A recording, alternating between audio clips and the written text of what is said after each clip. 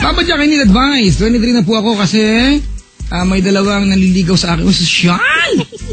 Yung isa 32. Yung isa naman 19. Yung 32 nasa kanya lahat. Trabaho, bahay, ganon. Yung 19 naman, estudyante lang. Siyempre, pag 19 ka, wala ka pa talagang bahay.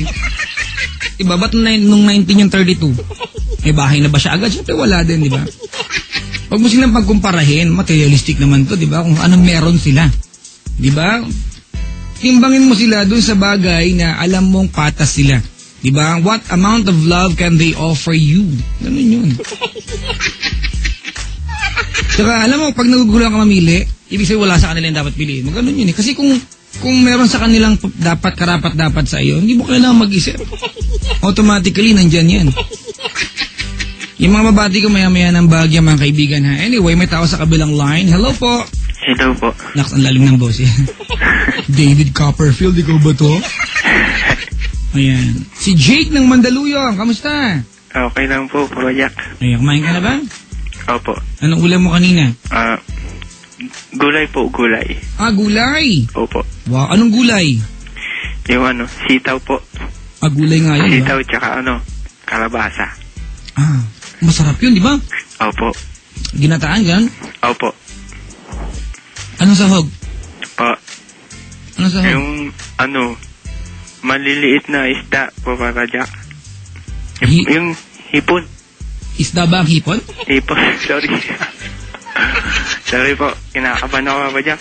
Pero masarap. Hibi, di ba? Hibi tawag nun. Siguro po. Siguro. Dapat tinanong mo yung hipon. Di ba? Para maayos. Opo. Sarap yan. Namiss ko ng kainin yan, di ba? Sarap nga po, Papa Jack. Ako, ang kinakain ko yung Spanish sardines. Oo, ha? Yung, mistiso nga yung sardinas eh. Kaya nga po, Papa Jack. Kaya po pala, Papa Jack, mistiso rin kayo. Bumana. Anong connect sa akin? Nagmukha akong sardinas, ganun. Hindi na. Jake, anong ginagawa sa buhay? Nag-work po. Anong trabaho? Therapist po. Oh, sosyal. Mga pindot-pindot dyan, Opo. Dinipindot may mga latissimos. Dorsey, abdominis, ganun. Trapezius, di ba? Yung mga part, di ba? Muscle yan, di ba? Muscle po. Wow. Alam ko yung mga yan eh. Mga phalanges, metacarpals, metatarsals. Yung iba, Papa Jack, di ko na alam po yun. Hindi, binabasa ko lang yan. Minsan gusto ko i-massage yung cerebrum. Gusto niyo, Papa Jack, massage ko po kayo. Huwag pre, marapok lang ako, ha? Ayoko yung mga ganyan, ha? Ako, nilalayo ko sa sarili ko sa tukso, ha? Baka magalit yung ko. Yung basta. Ops, huwag ka na bumanat. Sige po. Mga pasama pa ako. Sige, Jake, kwenta mo ako, dali. Paano ba ako magsisimula? Sa umpisa, gusto mo umpisa mo sa huli. Kinakabahan ako eh. Uy, umayos ka ha? Alam mo kung bakit? Bakit po? Nakanta ba si Direk Louie? Opo. Direk ko naman sa Starbucks. Direk, kamusta ka na? Kailan po yung ating pictorial? Ayan, Direk, I miss na miss. Sabi ni Direk Louie, I miss you, Papa Jack. Direk, na-miss ko na po ang buong team. Diba, kahit wala tayong show, sana magkape naman po tayo, kahit 3-in-1 lang. At least nagkape tayo, diba? Sama nga, Jake. Sige ba, Papa Jack? Nag-concept ako ng bagong TV show ngayon eh, pero wala, konsepto lang. Pwede ba doon, Papa Jack, yung mga pangit lang? Ha? Hindi ako gwapo, Papa Jack. Pakiulit na tanong mo, pwede ba doon yung? Mga pangit. Uso ka ngayon, uso. Magsilabas po tayo na.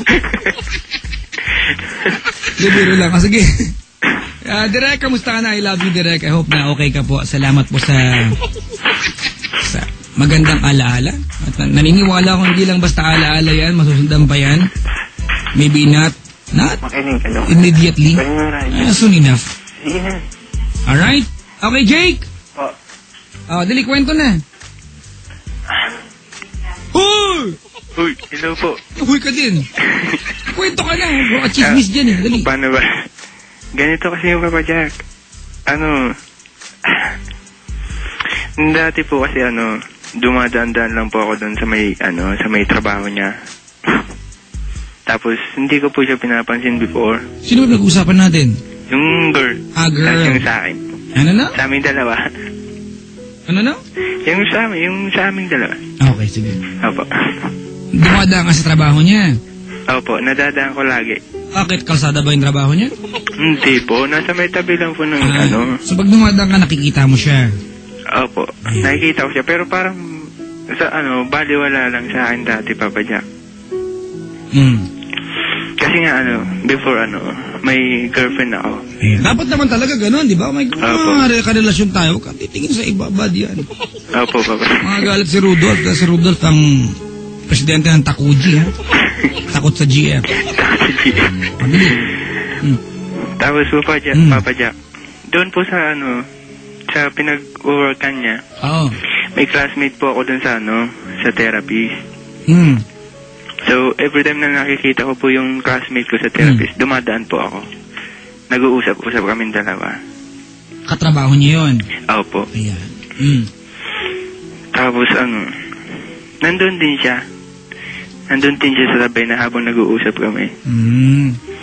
Tapos ano lang, hindi, parang wala talaga ako nararamdaman. So, nung time na parang sabi ko, biglang pumasok siya sa isip ko. Wow. Wala ka nararamdaman ng lagay na yan, ha? Dati po. Pero ngayong bigla na siyang pumasok sa isip ko. Naku. Ewan ko po kung bakit. Laki ng isip mo, pre. Kaso siya. Oo nga po eh. Tapos? Nakaban ako. Sige, huwag kang kabahan. Hindi kita inaano. Tapos po, Papa Jack, nag-resign na ako sa trabaho ko. Kasi, dapat po sana magti-training ako ng for sundalo po. PMA. Opo. Tapos, hindi po natuloy kasi, nagkulang ng budget. Ganon. Opo. Talaga, kapanghinayang pero anyway, may plano siguro ang, di ba, para sa'yo, di ba? Opo, siguro nga po. Pero okay lang po yun. Malay mo, hindi ka maging sundalo, maging senador ka ng Pilipinas, Mabigat na responsibilidad yung Papa Jack. Ganun talaga kung nakalaan sa'yo yan. Di ba? Siguro nga po. Tapos po, nung nag-resign na ako sa trabaho ko, di na bakante po ako, naging tambay ako. Napabilang ako sa mga tambay. Haba ng kwento mo, mula sa may trabaho ka, hanggang sa nag-resign ka, naging tambay ka na. Mas maganda na po, Papa Jack, yung kompleto, di ba? Sa bagay, di ba? Dapat yung umpisa mo kung saan ka pinanganak. Sorry po. Tapos po, yung tita niya, magkakilala kami sa therapist, kasi yung tita niya, therapist din. Okay, pre, shortcut tayo. Niligawan mo ba? Ayun pala, Diyos ko, dun pala babagsak ito Opo. Pati tita sinali mo, dapat pati yung pinsan niya sinali mo sa usapan. Sorry, Papa Jack. Niligawan mo. Gusto ko siyang ligawan, Papa Jack. Kaso, parang na-down ako sa sarili ko. Bakit? Kasi galing siya sa may kayang pamilya. Hindi niya pera yun, pera ng magulang niya yun. Apo, kasi nga po. Mahirap lang po kami, Papa Jack. Mga kaibigan, ito lang po, ito. Payo lang po, mga kaibigan, yung mga, pinanganak kang meron yung pamilya mo, well, you're privileged. Apo. Fortunately, meron ka. Pero huwag niyo yabang kasi hindi sa inyo yan. Pag pinaghirapan mo ng pera, yabang mo yan. Apo. Diba, ganun. Pag hiningi mo lang, diba, matuto ka ng, anong tawag yung sa ilonsing? Pagpapakababang loob. Hiningi mo lang, hindi mo nang pinaghirapan yan. Mas mayaman yung mga naghihirap, diba? Apo. Maliit man yung pera, kanila yun, pinaghirapan nila yun. Hindi mo hinihingi yun, diba? Ganun kasi tayo, mayaman kasi sila ano ko mayaman? Kanya ba yung pera? Diba? Swerte ka lang, dahil pinanganak ka may kaya. Alam mo, Jake. Opo, sige po. Ito sige na, puputulin kita, ha? Bakit kasi po? Parang, hindi kita puputulin, yung kwento mo lang. Sige po. Umpisa pa lang, dinadaw mo na ang sarili mo, diba? Opo. Bakit mo gagawin yun? Kasi parang... Kasi dahil may kaya sila. Opo, tas parang marami naliligaw sa kanya, Papa Jack. Ano ngayon? Kasi yung mga manliligaw niya, parang nako-compare ko, napapag-ano ko yung sarili ko sa kanya. sa manliligaw niya na ano. Bakit ka manliligaw sa taong ginajudge mo sa ganyang paraan? Hindi naman po sa ganun. Diba? Kasi diba yung idea na lamang na iniisip mong issue yung pagkakaroon mo na mas kaunti sa kanya, diba? Opo. Are you telling me na ganun siyang klase ng tao? Hindi po. Pala bakit issue mo yan?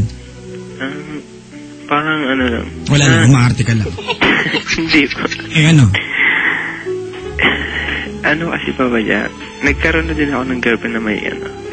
Ganito, Jake, hindi niya kasalanan yun. Apo, alam ko po, Papa Jack. Anong problema mo? Nang gusto ko kung, humihingi ako ng advice kung, ang totoo niya, nagtapat na ako sa kanya na ano, na gusto ko siya.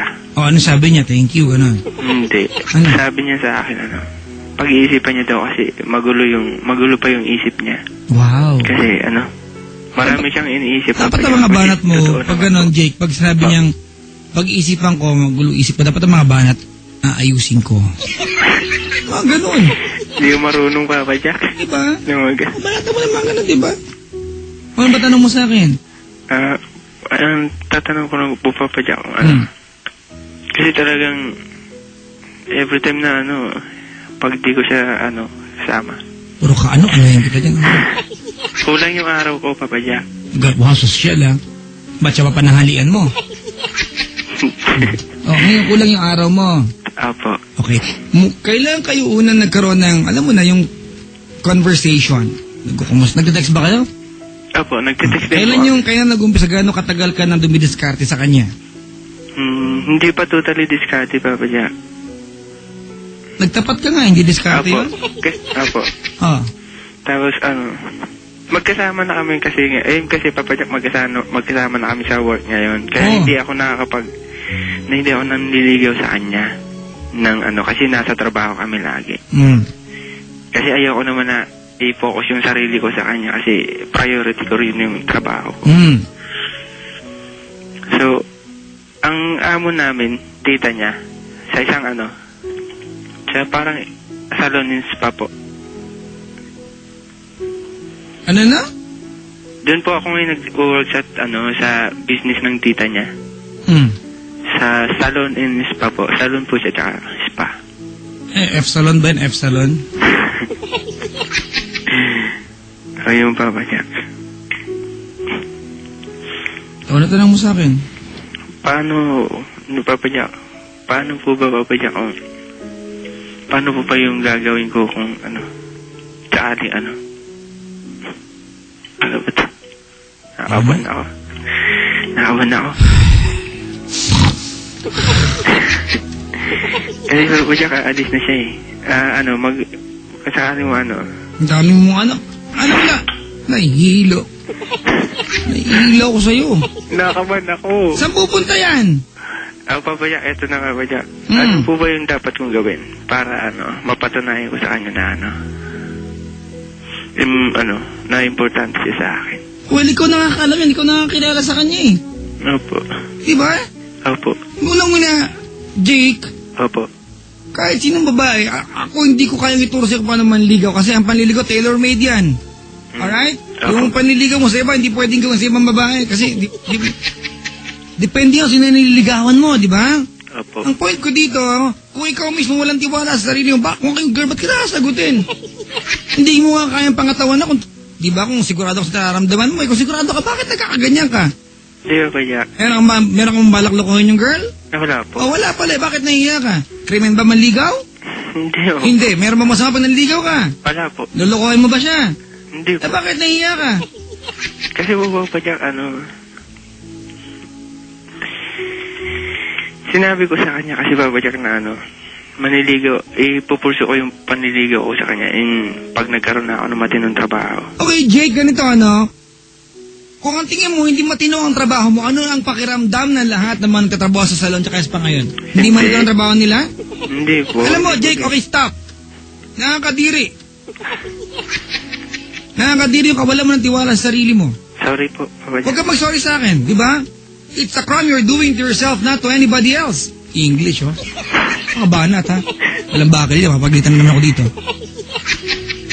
Ang pinupunto ko dito, wala kang tiwala sa sarili mo, bakit kanya sagutin?